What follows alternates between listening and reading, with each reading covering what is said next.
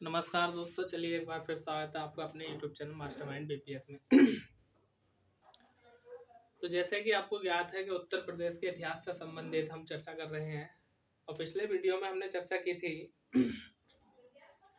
कि किस तरह से महात्मा गांधी ने सविनय अवज्ञा आंदोलन को वापस ले लिया था और उस पर जो भारतीय युवा थे, जैसे विशेष तौर से हम बात करते हैं कि चंद्रशेखर आजाद की या लाला लाजपत राय, कुछ ऐसे भारतीय नेता थे जो गांधी जी के समय इस आंदोलन को वापस लेने से रुष्ट हो जाते हैं, यानी नाराज हो जाते हैं। तो इसके बाद आगे क्या क्या होता है, विशेष रूप से उत्तर प्रदेश के इतिहास में हम ये चर्चा करने वाले हैं। ठीक है, तो हम बात कर रहे थे कि जयप्रकाश नारायण और शास्त्री के सहयोग से नेहरू ने इलाहाबाद में जयप्रकाश नारायण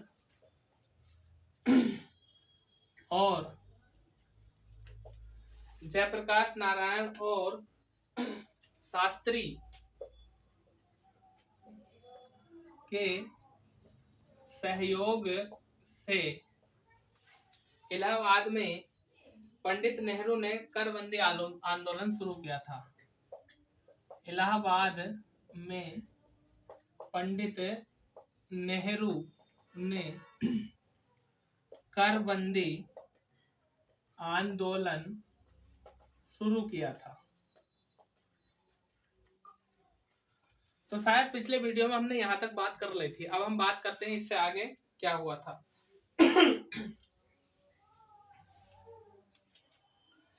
यदि हम बात करें तो प्रश्न आएगा, करबंदी आंदोलन कहाँ शुरू किया था? इलाहाबाद में किया था। किसने किया था? पंडित नेहरू ने किया था। किसके सहयोग से? जयप्रकाश नारायण और शास्त्री जी के सहयोग से। फिर इसके बाद होता क्या है कि पंडित नेहरू को जो है गिरफ्तार कर लिया जाता है और गिरफ्तार करने के बाद जेल में डाल दिया जाता है। और 5 मार्च 1931 को गांधी इरविन समझौता होता है। ठीक है, 5 मार्च 1931 को गांधी इरविन समझौता होता है। तो यहाँ से प्रश्न उठता है कि गांधी इरविन समझौता कब हुआ था? 5 मार्च 1931 को। किस किस के मध्य हुआ था? गांधी जी और उसमें भारत का गवर्नर जनरल था इरविन, लॉर्ड इरविन। लिखेंगे 5 मार्च 1931 को गांधी इरविन समझौता, गांधी इरविन समझौता, समझौता हुआ या समझौते पर हस्ताक्षर हुए? समझौता हुआ। गांधी इरविन समझौता हुआ। इसके बाद जो सविनय अवज्ञा आंदोलन होता है, इसको रोक दिया जाता है, स्थगित कर दिया जाता है गांधी जी द्वारा। इसके बाद यदि हम बात करें तो भारत में अनेक क्रांतिकारी गतिविधियां होती है और इन क्रांतिकारी गतिविधियों में यदि हम बात करें तो विशेष रूप से नाम देखने के लिए हमें मिलता है चंद्रशेखर आजाद का और भगत सिंह जैसे नेताओं का। ठीक है, तो इसके बाद क्रांतिकारी गतिविधियां हुई और विशेष रूप से हम बात करेंगे कि उत्तर प्रदेश में कौन कौन सी क्रांतिकारी गतिविधियां हुई थी। ठीक है, तो इसके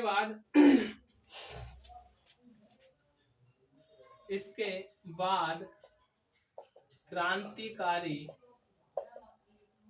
आंदोलन हुए और उन क्रांतिकारी आंदोलन की यदि हम बात करें कि उनका कारण क्या था, तो उन क्रांतिकारी आंदोलन का कारण था गांधी जी के असमय असहयोग आंदोलन का वापस लेना।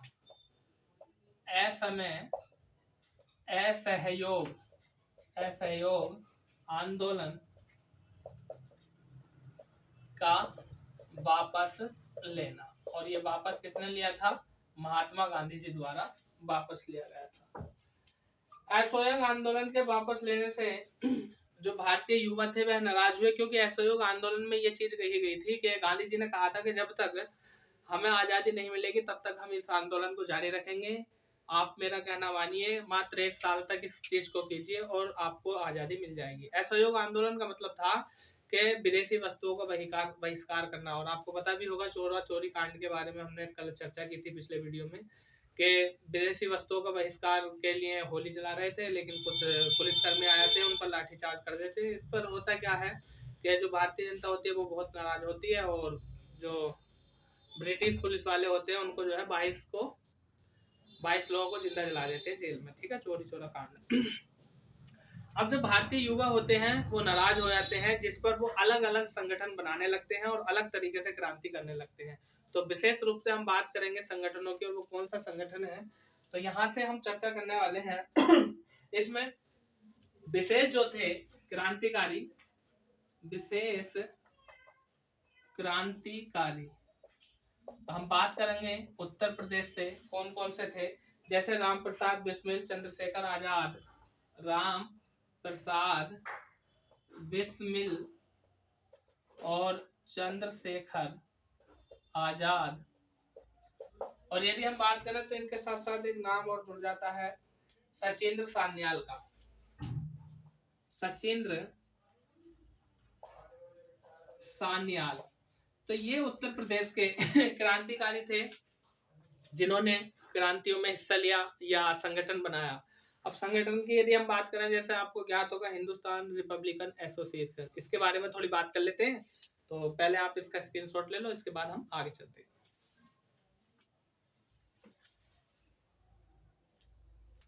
इसके बाद यदि हम बात करें कि इन क्रांतिकारी घटनाओं में ये जो मुख्य एसोसिएशन था, इसके जो प्रमुख नेता थे वो चंद्रशेखर आजाद थे, ठीक है। यानी क्रांतिकारी घटनाओं की बात कर रहे हैं हम। इस एसोसिएशन का प्रमुख नेता चंद्रशेखर आजाद थे। फिर एक विशेष प्रश्न ये बन जाता है कि इस एसोसिएशन ने दिल्ली के फिरोजशाह कोटला मैदान में जो है ना एक मीटिंग की, और इस मीटिंग के दौरान एक नए क्रांतिकारी संगठन का गठन किया, HSRA, और HSRA की स्थापना कर दी जाती है। HSRA के बारे में यदि हम बात करें तो यहाँ से विशेष प्रश्न पहले तो हम यही लिख देते हैं कि 1928 में इस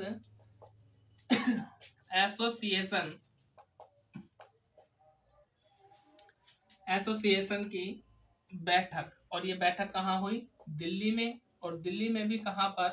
फिरोजशाह कोटला में, दिल्ली के फिरोजशाह कोटला में।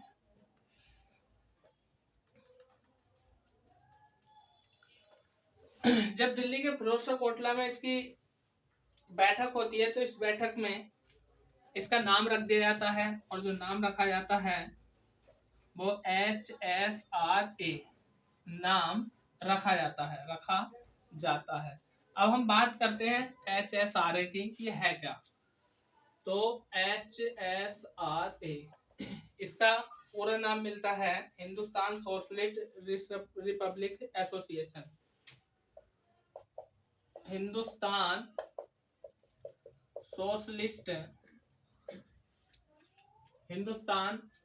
सोशलिस्ट रिपब्लिकन एसोसिएशन, या रिपब्लिक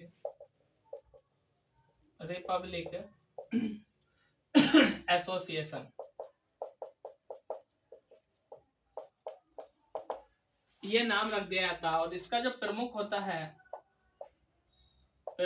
हैं चंद्रशेखर आजाद इसके प्रमुख होते हैं। और यदि हम बात करें तो जो हिंदुस्तान सोशलिस्ट रिपब्लिक एसोसिएशन होता है, यानी HSRA होता है, ये क्या काम करते हैं? ये एक घटना को अंजाम देते हैं, और उस घटना को इतिहास में जाना जाता है काकोरी कांड के नाम से। काकोरी कांड की यदि हम बात करें तो लखनऊ के पास एक स्टेशन पड़ता है जिसका नाम काकोरी है। वहां पर अंग्रेजी खजाने से भरी हुई एक ट्रेन आती है, और उस ट्रेन को ये लोग लूट लेते हैं, ठीक है, जिसे काकोरी कांड के नाम से जाना जाता है। और यदि हम बात करें तो यहाँ पर 9 अगस्त 1925 को ये घटना घटित होती है। तो प्रश्न आता है काकोरी कांड कब हुआ था? 9 अगस्त 1925 को हुआ था। इसमें हुआ क्या था कि जो सरकारी ट्रेन थी उसमें जो खजाना था उसको ये लूट लेते हैं, ठीक है। तो प्रमुख घटना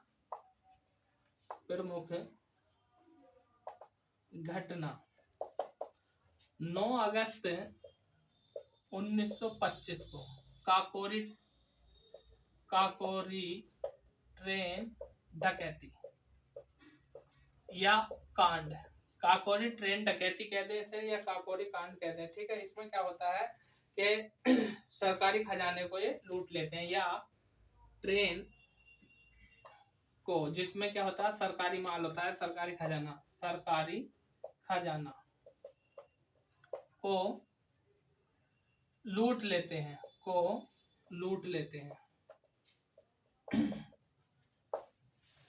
जब इसे लूट लेते हैं तो इसके बाद क्या होता है इस कांड में पंडित राम प्रसाद बिस्मिल, अशफाक उल्ला खां, रोशन सिंह आदि जितने भी क्रांतिकारी होते हैं इनको फांसी की सजा सुना दी जाती है। यानी पंडित राम प्रसाद बिस्मिल होते हैं, रोशन सिंह होते हैं और अशफाक उल्ला खां होते हैं, ये भी इसी एसोसिएशन का हिस्सा होते हैं और इस काकोरी ट्रेन डकैती में ये शामिल होते हैं।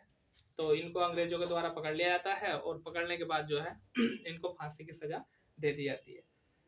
यदि हम इतिहास की दृष्टि से देखें तो यहाँ पर प्रश्न ये भी बनता है कि वह कौन व्यक्ति था जिसने सबसे पहले ट्रेन की चैन खींची थी। फिर प्रश्न ये भी बनता है वह कौन व्यक्ति था जिसने पहले गोली चलाई थी। और यदि हम बात करें जैसे पहली गोली चली थी वह गोली एक यात्री को लगी थी, ठीक है। फिर उसके बाद क्या हुआ, चंद्रशेखर आजाद तो यहाँ से भाग गए थे, कई क्रांतिकारी भाग गए थे, लगभग 10-12 के समथिंग क्रांतिकारी थे जिन्होंने इस ट्रेन लूटने की डकैती को अंजाम दिया था। उनमें से प्रमुख रूप से राम प्रसाद बिस्मिल, अशफाक उल्ला खां और रोशन सिंह लाहेली, इन्हें जो है फांसी की सजा सुना दी गई थी। तो हम इसको भी लिख लेते हैं। इसमें पंडित राम प्रसाद बिस्मिल, पंडित राम प्रसाद बिस्मिल, अशफाक उल्ला खां, अशफाक उल्ला खां और तीसरे व्यक्ति की यदि हम बात करें तो उसका नाम आ जाता है रोशन सिंह। रोशन सिंह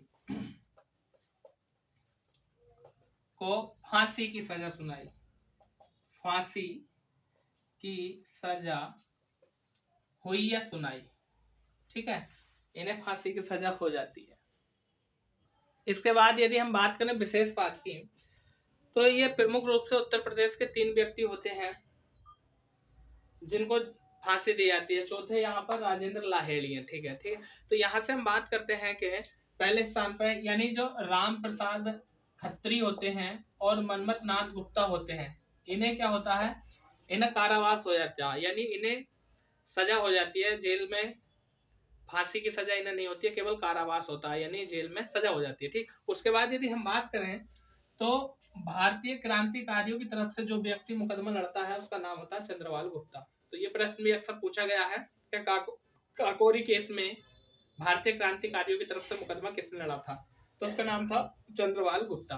फिर यहाँ से यदि हम बात करें तो अगला प्रश्न, यदि हम बात करें फांसी की सजा का, तो एक अशफाक उल्ला खां थे, इन्हें 9 दिसंबर 1927 को गोरखपुर जेल में फांसी दी गई थी और राम प्रसाद बिस्मिल को फैजाबाद यानी अयोध्या जेल में फांसी दी गई थी। और तीसरे व्यक्ति की यदि हम बात करें तो रोशन सिंह को इलाहाबाद जेल में फांसी दी गई थी। तो अक्सर इनका जेलों से संबंध पूछ लिया जाता है, रोशन सिंह का इलाहाबाद जेल और राम प्रसाद बिस्मिल का फैजाबाद जेल और अशफाक उल्ला खां का गोरखपुर जेल, और तीनों को 9 दिसंबर 1927 को फांसी दी गई थी। फिर यदि हम बात करें इन तीनों की तो उत्तर प्रदेश के शाहजहांपुर से इनका जन्मस्थली तीनों की एक ही स्थान था। इन तीनों का जन्म, यानी मैं लिख देता हूं कि रोशन सिंह और अशफाक और राम प्रसाद बिस्मिल, इनका जो जन्म हुआ था, जन्म उत्तर प्रदेश के शाहजहांपुर, ठीक है। तीनों की जन्मस्थली एक ही थी, तीनों का जन्म जो हुआ था वो उत्तर प्रदेश के शाहजहांपुर में हुआ था। और यदि हम बात करें राजेंद्र लाहेड़ी की, तो इनका जन्म भी उत्तर प्रदेश में हुआ था, लेकिन उत्तर प्रदेश के गोंडा में ही इनका जन्म हुआ था और गोंडा जेल में ही इनको फांसी की सजा दी गई थी। इसके बाद विशेष प्रश्न यहाँ से ये बनता है कि हम काकोरी ट्रेन पर यदि और थोड़ी सी बात करें तो प्रश्न ये बनता है कि इन्होंने मीटिंग कब की थी और कब इस काम को अंजाम दिया था। तो यहाँ से हम बात कर सकते हैं कि काकोरी में कितने सदस्यों ने अंजाम दिया था। तो काकोरी जो ट्रेन डकैती हुई थी, काकोरी कांड को जिसने अंजाम दिया था उसमें कुल 10 सदस्य थे, 10 सदस्य थे, यानी 10 लोगों ने काकोरी ट्रेन की लूट की थी। और मीटिंग की यदि हम बात करें तो 8 अगस्त 1925 को इन्होंने मीटिंग की थी। 8 अगस्त 1925 को इन्होंने मीटिंग की थी और उसके जस्ट अगले ही दिन यानी 9 अगस्त 1925 को इन्होंने ट्रेन को लूट लिया था। फिर विशेष प्रश्न यहाँ से ये बनता है कि इसका जो नेतृत्व करता थे, यानी नेतृत्वकर्ता, तो नेतृत्वकर्ता 2 व्यक्ति थे, एक थे आजाद, चंद्रशेखर आजाद, और दूसरे थे राम प्रसाद बिस्मिल। ये दोनों नेतृत्व करता थे। इन दोनों के नेतृत्व में ही काकोरी ट्रेन को अंजाम दिया गया था। इसके बाद विशेष प्रश्न ये बन जाता है यहाँ से कि राजेंद्र लाहेड़ी ही वह व्यक्ति थे जिन्होंने ट्रेन की चेन खींची थी, यानी चेन राजेंद्र लाहेड़ी। राजेंद्र लाहेड़ी वह व्यक्ति थे जिन्होंने ट्रेन की चेन खींची थी।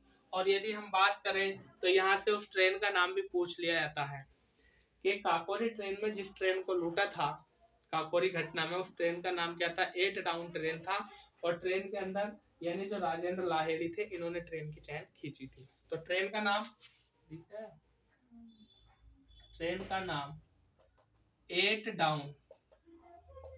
डाउन ट्रेन था। इसके बाद अगर हम बात करें तो जैसे अभी हमने जाना कि लाहेड़ी जो होते हैं वो ट्रेन की चेन खींच देते हैं, और जो मनमथ गुप्ता होते हैं वो एकदम उत्साहित हो जाते हैं, और उत्साहित होने के बाद माउजर का ट्रिगर दबा देते हैं, यानी बंदूक यानी गोली चला देते हैं, और अली अहमद नाम के एक मुसाफिर के गोली लग जाती है। तो यहाँ से प्रश्न आता है कि गोली किसने चलाई थी पहले? तो गोली चलाई ममनाथ गुप्ता ने।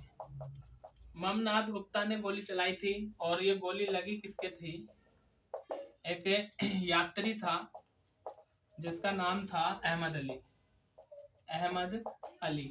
इस यात्री के गोली लग जाती है। फिर इसके बाद यदि हम बात करें तो जैसे कि ट्रेन को लूट लिया था और अंग्रेजों को पता चल जाता, तो भारतीय क्रांतिकारी जो होते हैं लगभग छिपके रहने लगते हैं, या कई क्रांतिकारी अपना नाम बदल लेते हैं। तो यहाँ से यदि हम बात करें तो जो अशफाक उल्लाह खां होते हैं वह भी अपना नाम बदल लेते हैं, और बदलकर जिस नाम को रखते हैं उनका नाम जाना जाता है। यानी अशफाक उल्लाह खां ने अपना नाम कुमार जी रखा था। यानी अशफाक उल्लाह खां ने अपना नाम कुमार जी रखा था। आगे क्या विशेष प्रश्न बनते हैं यदि हम बात करें इसकी, तो उत्तर प्रदेश के इतिहास से महत्वपूर्ण प्रश्न ये बनता है कि उत्तर प्रदेश में जो सिद्धेश शर्मा होते हैं और जयदेव होते हैं, इनके सहयोग से, यानी बटुकेश्वर दत्त के सहयोग से जो भगत सिंह होते हैं वो असेंबली में बम घेर देते हैं। और यदि हम बात करें उस समय बम बनाने का कारखाना या बम बनाने की फैक्ट्री या बम बनाने का जो काम होता था वो उत्तर प्रदेश के सहारनपुर में होता था। तो ये प्रश्न पूछा गया कि क्रांतिकारियों के समय उत्तर प्रदेश के किस जिले में बम फैक्ट्री का निर्माण किया गया था? ठीक है, तो सहारनपुर से हम बात करते हैं। उत्तर प्रदेश के शिव वर्मा और जयदेव कपूर के सहयोग से उत्तर प्रदेश के शिव वर्मा तथा जयदेव कपूर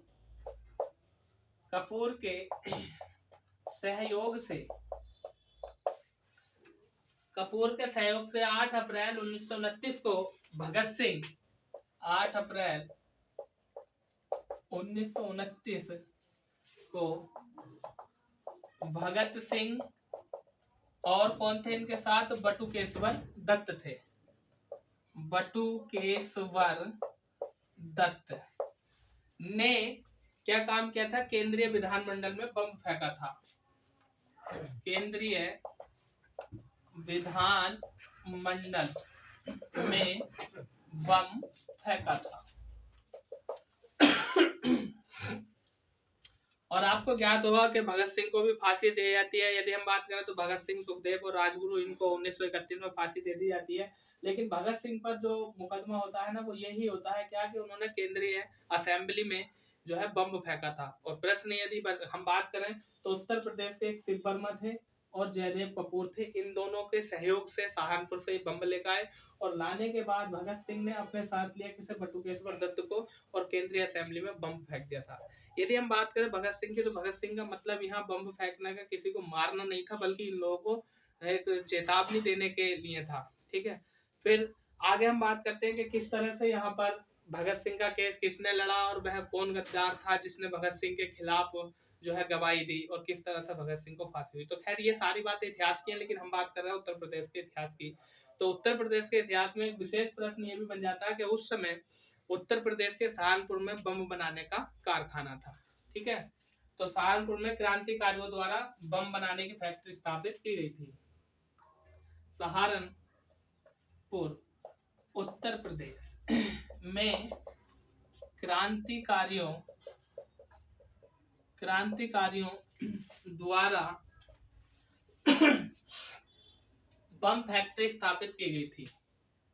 बम फैक्ट्री स्थापित की गई थी। आगे यदि हम बात करें विशेष प्रश्न की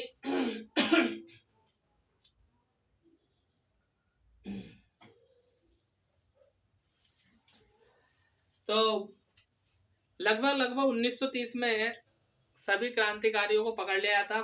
कुछ क्रांतिकारी छिप जाते हैं, कुछ क्रांतिकारी इधर उधर हो जाते हैं और बाकी जो शेष होते हैं उन क्रांतिकारियों को पकड़ लिया जाता है और पकड़ करके जेल में डाल दिया जाता है और उन पर मुकदमा चलाया जाता। फिर 1930 में ही इन क्रांतिकारियों से एक विशेष प्रश्न ये बन जाता है कि जब भगत सिंह जेल में होते हैं तो इनको छुड़ाने के लिए चलते हैं कौन? चंद्रशेखर आजाद। जब चंद्रशेखर आजाद भगत सिंह को छुड़ाने के लिए जाते हैं, देखिए मैं एक बात बताऊं आपको कि चंद्रशेखर आजाद बहुत टैलेंटेड और माइंडेड व्यक्ति थे। ऐसा बताया जाता था कि आजाद का नाम आजाद यानी ना तो जीते जी किसी के हाथ आया, ना मरने किसी के हाथ आया। आपको पता होगा कि उन्होंने जो है इलाहाबाद के अल्फ्रेड पार्क में खुद को गोली मार ली थी। और ऐसा भी बताया जाता है कि जब चंद्रशेखर आजाद भगत सिंह को छुड़ाने के लिए जा रहे थे तो वो अंतिम बार जो मिले थे पंडित नेहरू से मिले थे और पंडित नेहरू को ही उन्होंने अपनी सारी जानकारी दी थी कि मैं कहाँ रहूंगा और किस तरह से जाऊंगा और 2 बजे ट्रेन पकड़ूंगा और भगत को छुड़ा के लाऊंगा। लेकिन फिर भी पता नहीं किसने, भाई कह नहीं सकते नेहरू ने दी या किसने दी, जानकारी दे दी भगत चंद्रशेखर आजाद के बारे में और इलाहाबाद के अल्फ्रेड पार्क में उनको घेर लिया गया और वहीं पर उनकी मृत्यु हो जाती है। ठीक है, तो यहाँ पर हम ये विशेष बात लिख लेते हैं कि 27 फरवरी 1931 को इलाहाबाद के 27 फरवरी 1931 को इलाहाबाद के अल्फ्रेड पार्क में चंद्रशेखर आजाद ने स्वयं को गोली मारी यानी मृत्यु हो गई। मृत्यु, और आपको पता है स्वयं इन्होंने गोली मार ली थी। गोली कैसे मारी थी? जब ये चंद्रशेखर आजाद जब इनसे पुलिस वालों से यानी सिपाहियों से लड़ते हैं, गोली चलाते हैं, तो जब अकेला आदमी घेर लिया जाए और उसके सामने सेना हो तो वो अकेला आदमी इतनी बड़ी सेना के सामने क्या करेगा? तो ये इनसे लगातार लड़ते रहे। 45 मिनट तक इन्होंने धुआंधार फायरिंग की, लड़ते रहे। लड़ते लड़ते बहुत सारे सिपाहियों को मार डाला। जब इन्होंने देखा इनके पिस्तौल में केवल एक ही गोली बची है तो इन्होंने पिस्तौल में वो गोली मतलब पिस्तौल अपने कनपटे पर रखी और स्वयं को गोली मार ली। तो चंद्रशेखर आजाद के मरने के बाद भी जो सिपाही लोग थे वो पास में नहीं जा रहे थे, उनको डर था कि कहीं जीवित ना होए। तो दोस्तों ये था आज का हमारा वीडियो। कल हम बात करेंगे आंदोलनों के बारे में थोड़ी सी कि उत्तर प्रदेश में क्या क्या आंदोलन चले थे और उसके बाद सीधा सीधा हम प्रवेश करेंगे आधुनिक भारत के उत्तर प्रदेश में। यानी उत्तर प्रदेश का गठन 24 जनवरी 1950 को किया गया था और पुनर्गठन 1 नवंबर 1956 को। ठीक है, तो यहाँ से हम बात करेंगे कल, लेकिन फिलहाल हम कल जो बात करेंगे वो आंदोलनों पर करेंगे। आज का वीडियो यहीं तक। शानदार, जबरदस्त, जिंदाबाद, एकदम आनंदित रहिए और वीडियो को लाइक कीजिए, अपने दोस्तों में शेयर कीजिए। यदि आप नए हमारे चैनल पे तो इसे सब्सक्राइब कीजिए।